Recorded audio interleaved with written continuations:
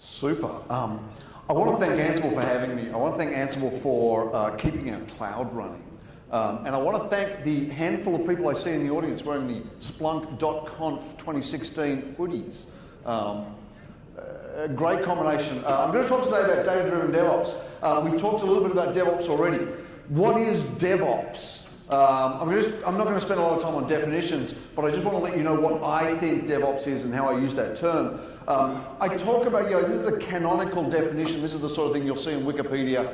If you don't like it, please log in, change it. There are methods for improving collaboration, communication, and integration between dev and ops to deliver better software faster.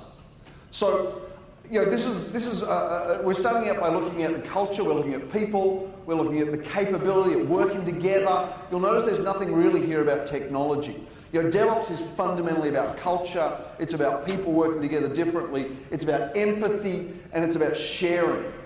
So when I think about empathy, when I think about sharing, empathy means more than just understanding someone's perspective, understanding their point of view. It means feeling their pain.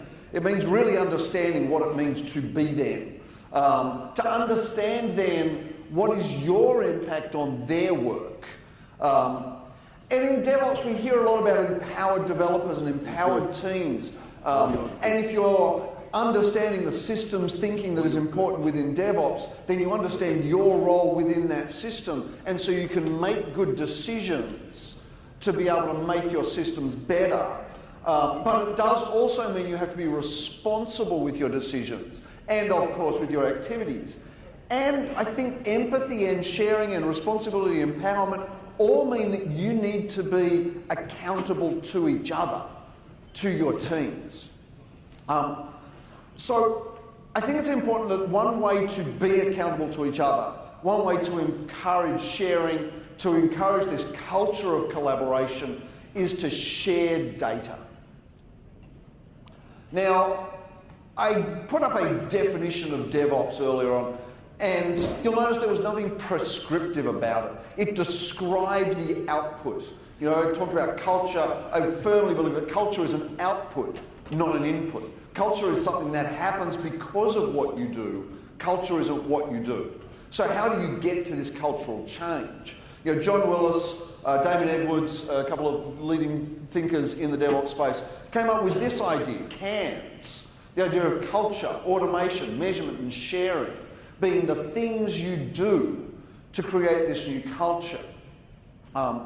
So we think about CAMS as enabling the three ways. This is something from Gene Kim. So Gene Kim wrote the Phoenix Project, wrote the DevOps Cookbook, which just came out. A couple of great reference books for you to learn more about DevOps. But fundamentally, the three ways, the first way is just this idea of systems thinking.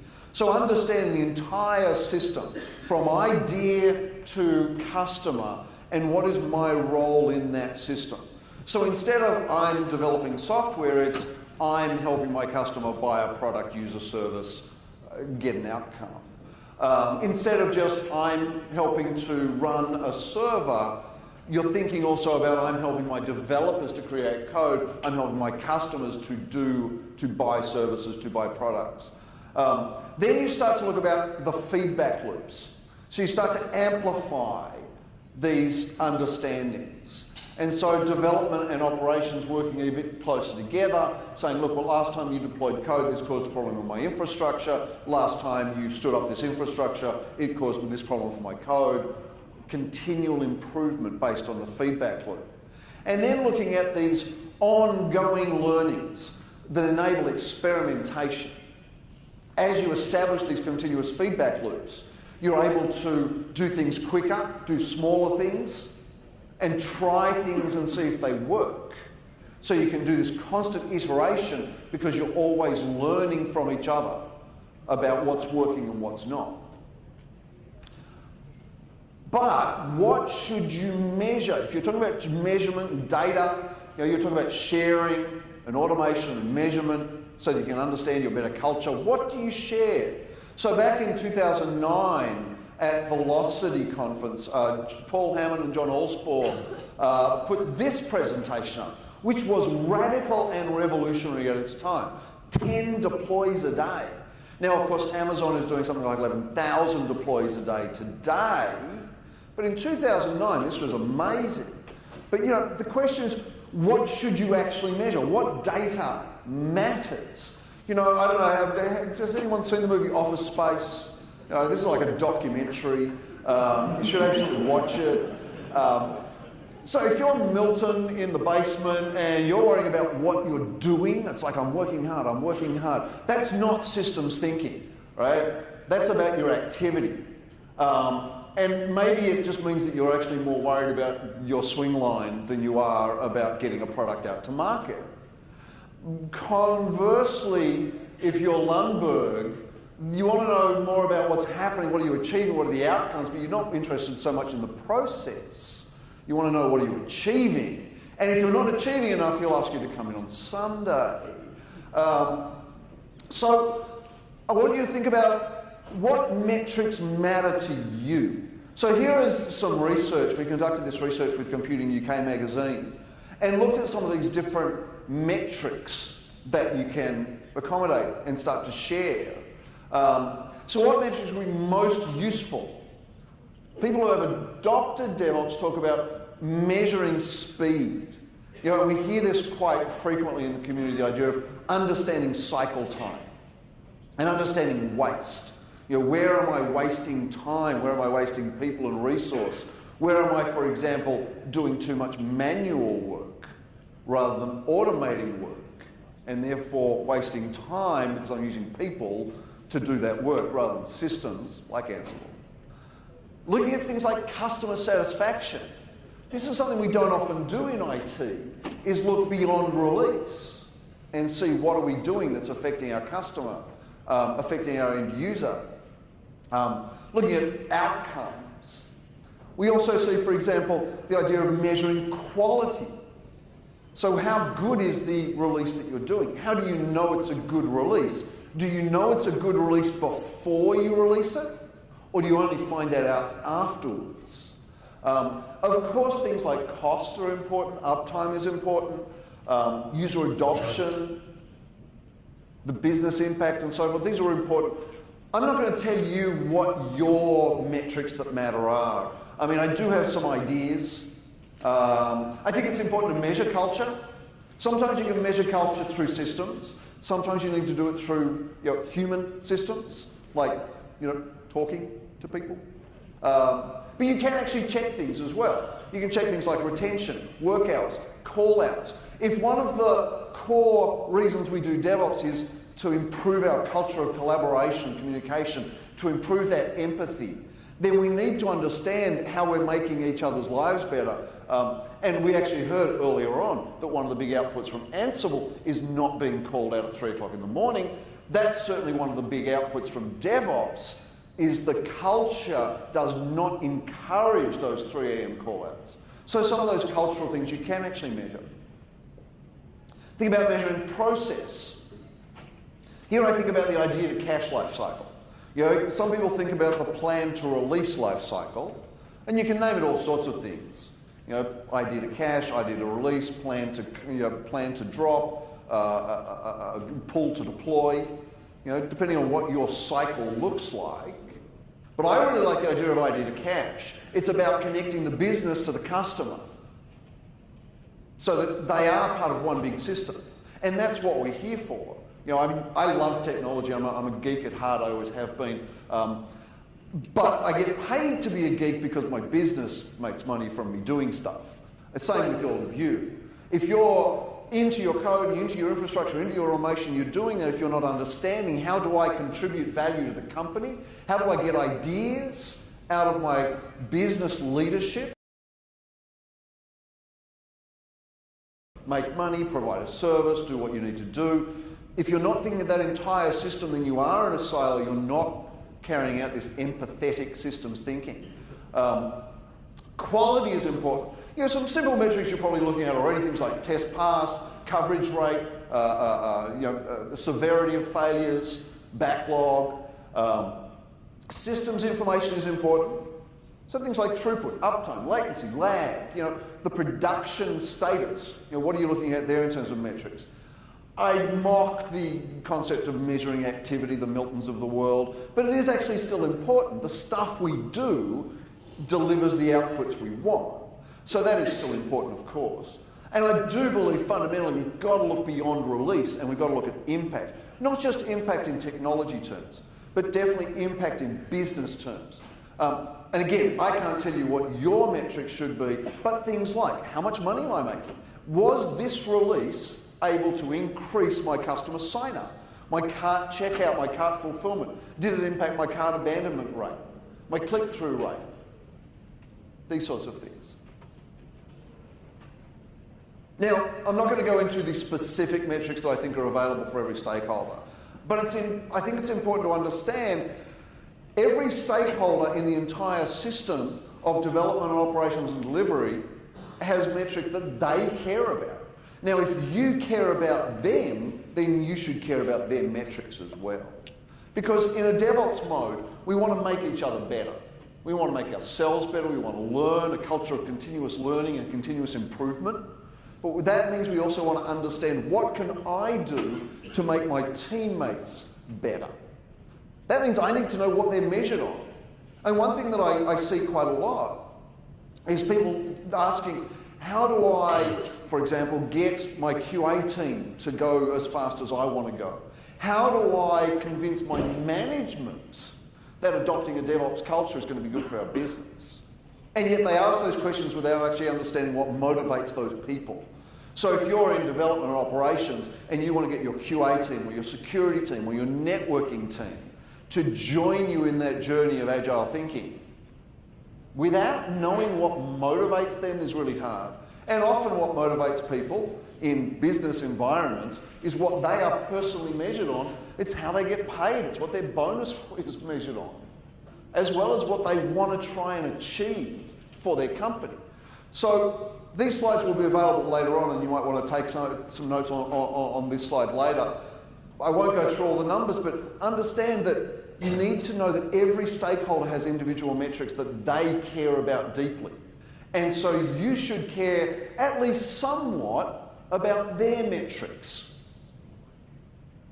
It's actually really interesting to know that a lot of metrics are shared.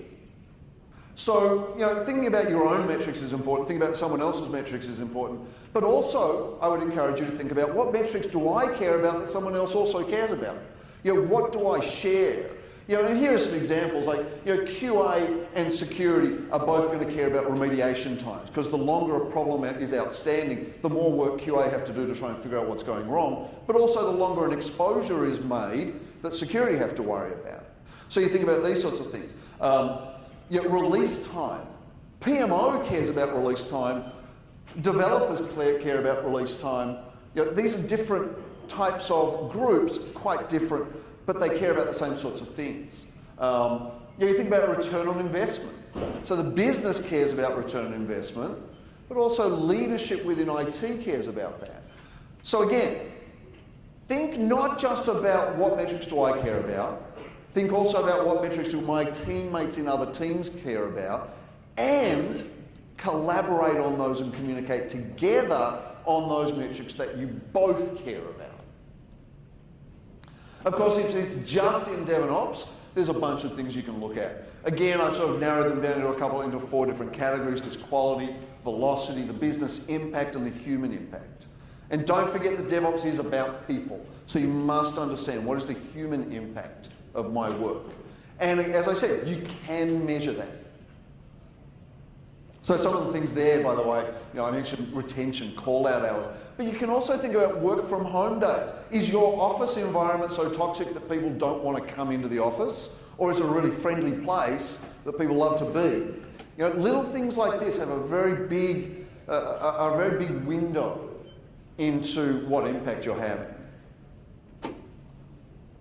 So, given that we sort of understand what we have to do here, what we have to collect and measure and share, metrics, we have to automate the process of collecting them so that we can do it efficiently. How do we do that? So it's probably not surprising, as I come from Splunk, that I would believe that machine data is really important here. Machine data is actually one of the constants that we can rely on, though. You know, if I want to measure a system, especially a complex system like application delivery, then having people involved, people are notoriously bad at remembering, at being factual, at witnessing. I don't know if any of you have seen the famous experiment where a group of students is asked to throw a basketball around between each other, and the observer is asked to count how many times a basketball is thrown, so how many passes are made. And then at some point, someone in a bear suit walks through the scene, actually catches the basketball and passes it off again, and continues to walk out of the scene. And the observer is asked, so the observer is concentrating on counting the passes.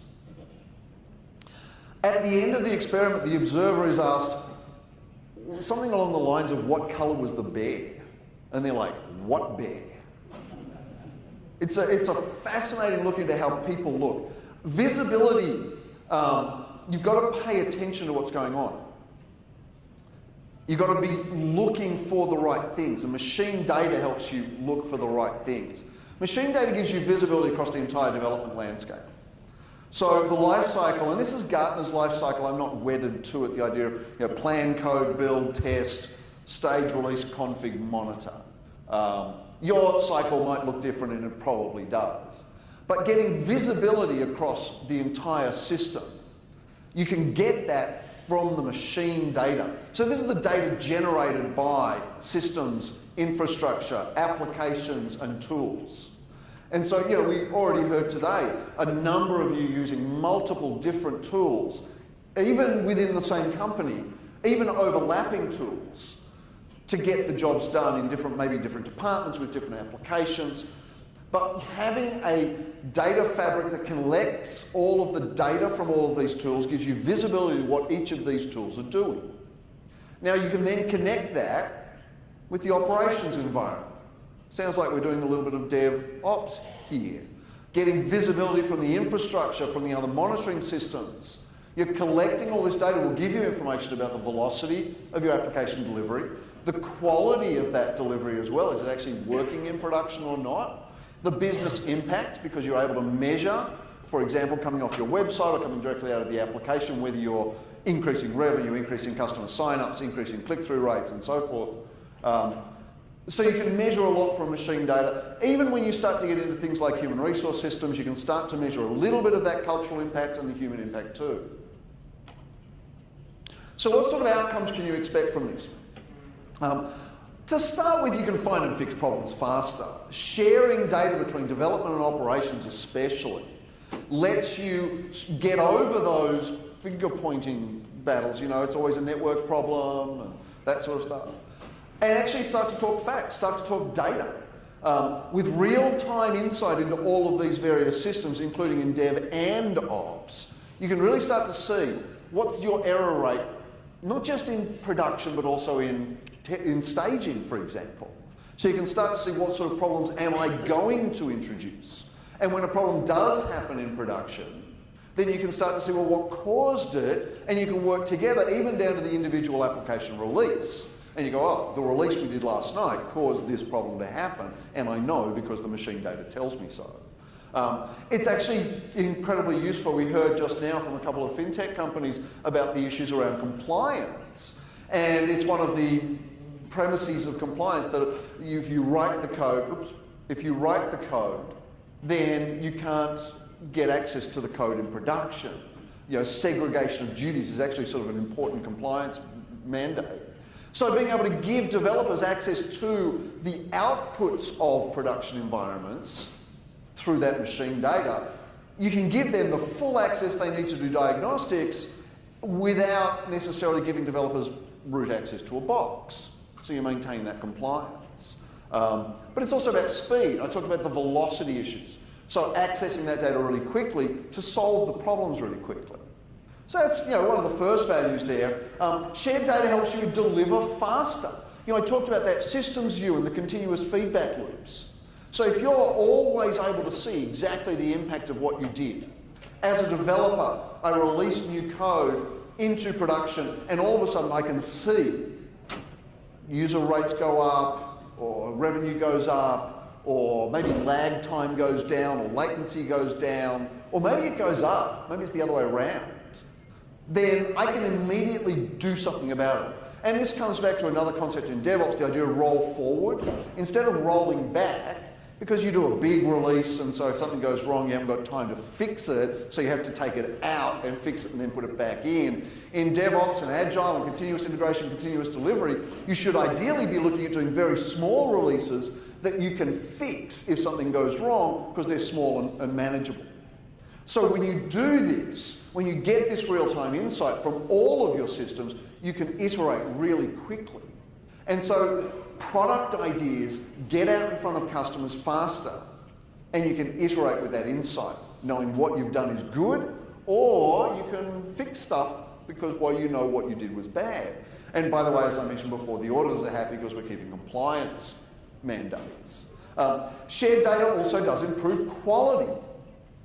If you're continually sharing ideas of quality with each other, if you're putting code into system testing, into automated testing especially, and then automatically taking the outputs of that testing, analysing it, you can throw it back to the original developer rather than going to code review if something's wrong. If you're able to take this output from automated test systems, analyse it automatically, and then you can kick that workflow off that sends that code back or sends it on to the next stage of testing. You can continue to iterate on this. The very cool thing is, though, when you do this, you get a library of things that might break. And if you're in QA, you would know this concept very well. The idea of continually testing against a library of known potential problems. And if you're getting more and more data out of these test tools and recording that and sharing it, then you can provide to developers the test information they need to write the tests so they can pass the tests, even if you find new things. Shared data also improves that business impact because you understand what you did. I know one of our customers has a big screen, well, not quite this big, with 4 numbers. This is in the development lab. So it's a gaming organisation, gambling organisation. And every day the development team comes in, and in the lab they have this big screen with 4 numbers. One is the number of users signed up, the amount of money bet, the amount of money paid out, and the number of users cancelling their subscription.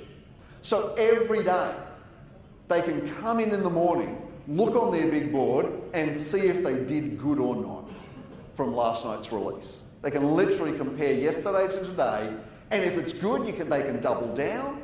If it's not good, they can roll back or roll forward, fix that problem.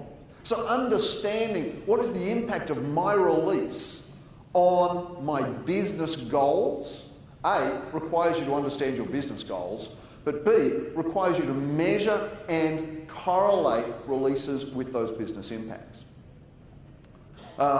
Shared data, as I said, drives these feedback loops. So whether you're delivering on time or on budget, what's your impact? What's your quality like? You know, if you're sharing this information with each other, you can go better, go faster.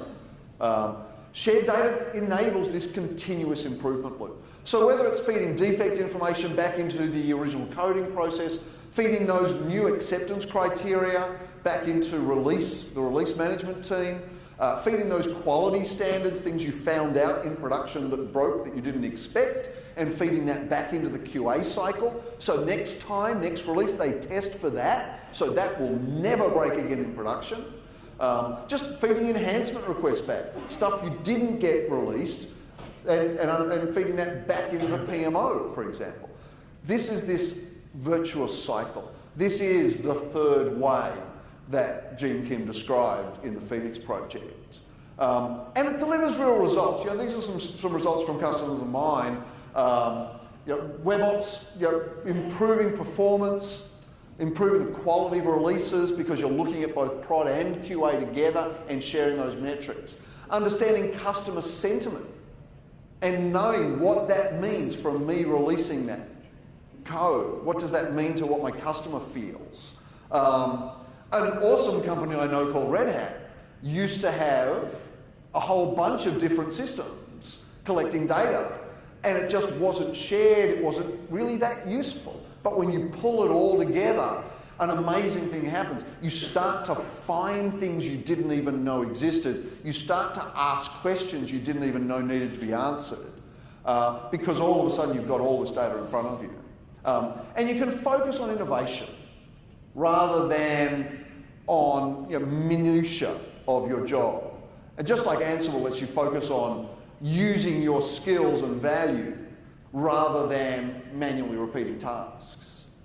So I mentioned Red Hat, being able to dump all the logs into, in this case, Splunk. I'm trying not to do too much of a shameless plug here. Instead of a bazillion teeny systems, to validate and troubleshoot code pushes, make sure that you're not introducing new problems before release rather than after release, and making sure that quality is up even as you go faster. So, where should you start? This is where I will give a shameless plug. Please start by getting Splunk. Splunk is not surprisingly a fabric for machine data. We take all of the machine data from all of these different systems, make it meaningful, make it accessible, make it valuable, but we are not all that without our partners. So you can certainly get a free copy of Splunk to start using it, but also get the Ansible Tower app for Splunk. This is the source of the data that's going to show you what's happening in your environment, what's happening in your Ansible Tower environment, what's working, what's not, where are you failing, where are you doing too much manual work, whole bunch of information. Two great platforms together. That makes sense. Ansible Tower automates those complex deployments and more. Splunk is delivering operational intelligence from that machine data. Very complementary solutions. Lets you ingest all sorts of data from the Ansible Tower environment, things like deployments, inventories, jobs. Get that important information around your app delivery. What's happening? Is it happening at the right pace? Are the right people involved? Is it failing? Are there problems with my environment, with my systems? You can fix problems when they happen faster and just get more control over your deployments. This sort of data includes things like tracking analytics. So, data coming directly out of Ansible Tower, talking about package information, the service status. You can analyze all sorts of stuff. Why did errors occur? What do I need to do to fix them? What credentials were used? Talking about the security posture. Start to bring compliance and start to think about DevSecOps as you bring security information into your viewpoint as well. So there's a lot of opportunity here to understand more about your environment, to collect the data out of Ansible Tower, to share that information with all of your stakeholders. You can get a lot of very cool outcomes. Eliminating configuration drift, understanding deployment status, knowing where you are, instantly be able to report to your Scrum teams where you are with any given release. Correlating jobs and deployments with hosts so you know what's being used, you have better control, and you're able to use your capacity better. Simplifying that change management process, knowing who did what, who launched this, why did they do it, was it part of your process, was it outside of process, getting alerts when things are happening you're not expecting, and improving security, as I said, with easy compliance. Now, I've got a couple of screenshots, but there's nothing quite like a real demo. So I'm going to ask Dylan Silver to come up and give us a demo of this. This was released just last week, last week. So this is brand new, hot off the presses. Dylan's been heavily involved with my team getting this working. So rather than show you screenshots, I'll get Dylan to give you the live demo. Thanks, Andy. Hey, folks. All right, let's see what we got here. Who here uses Splunk? Right on. So background on me really quick. I have an ops background. I was always a heavy Splunk user myself. So one thing I always wanted was a really kick-ass Splunk app to start pulling in the data from what I was doing with my deployments back at a monitoring company with Ansible. So we built this app, a couple of us internal to Ansible, as well as some of our partners out of the Australia region, to showcase this data out of Tower. Because really what Andy was talking about, data-driven DevOps, is definitely true. And all of that data lives within Tower, so why not showcase it? So right off the bat, you can see job summary, top event hosts that are being hit by Tower. And then you can also see the top tasks that are being run in Ansible. You can also see what are the most common failed tasks and a percentage of failures. You can also see things like what are the most common playbooks being run, what is the longest running task, and what is the difference across all of the tasks. All of this is auto-generated by Splunk. For those of you that use Splunk day to day, these are just common Splunk queries that you can run. None of this we had to build ourselves. All of that data was provided by JSON to Splunk. Splunk did the rest of the magic. So it was pretty cool for us because we don't want to build an analytics tool. We don't want to provide you a kick-ass automation tool. So we're combining it with Splunk to make it that much simpler for you to do what you need to do to analyze things. How does it work? It's just two simple source types at this point in time. We have an activity stream one, and we also have a job events source type as well. So from this perspective, if we look at the activity stream, source type equals, let's do this.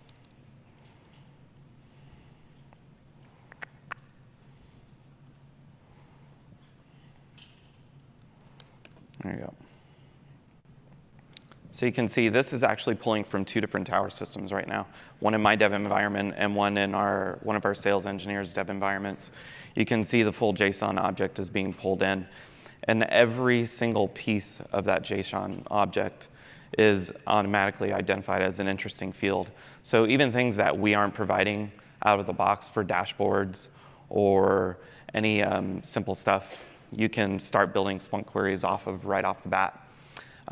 One shameless plug for ourselves, this is open. So we would love any pull requests that you want to send to us for this. So get on it, start downloading this. This is on Splunk base. It's free for you folks to use right out of the box for Ansible Tower. All you got to do is hook it up and start playing with it right away. So that's pretty much it. I just wanted to show you a quick demo of this. I don't want to block our way from lunch. So thank you. Yeah. Excuse me, Dylan, I'm sorry. Do you know how to get back to my presentation? Yeah. It's a foreign machine to me. It's too easy to use, this system, obviously. Clearly someone prayed very hard to the demo gods. That was all live, by the way. So that's always pretty impressive when a live demo just goes off. So, there's joint value here, absolutely. We actually had a really good session at our own conference at Splunk.conf in Orlando a week or so ago, where SureScripts got up and talked about how they use Ansible and Splunk together to report their operational data, provide system state, to provide performance stats, to get that data that they can share with other teams.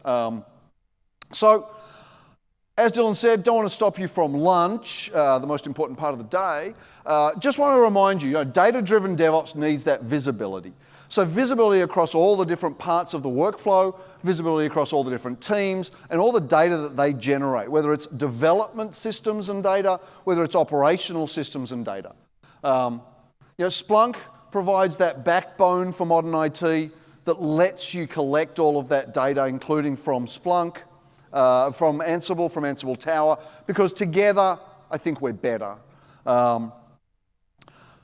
So shared data, I think, drives better decisions.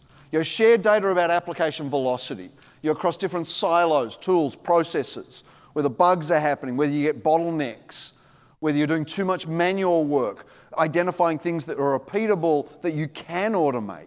helps you improve that velocity. The quality side, getting the outputs from test systems, from automated testing, correlating that output across, again, multiple teams, even across multiple applications, including third-party services like cloud providers.